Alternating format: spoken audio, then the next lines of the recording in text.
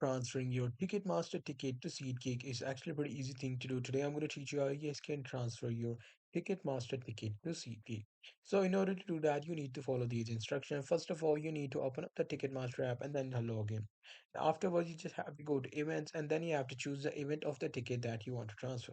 After selecting that ticket, there should be an option for transfer. You just have to, tap on the transfer button. So if you cannot see, your transfer button is activated, which means you won't be able to transfer that ticket.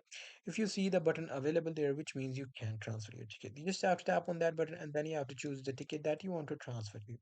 Now, afterwards, you just have to type in the detail of the person you're sending the ticket to.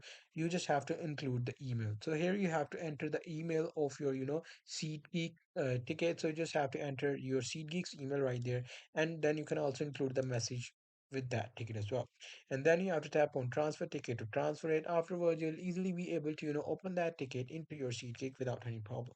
So that's pretty much it. That's how I'll be able to do it. Hope you guys find this video helpful.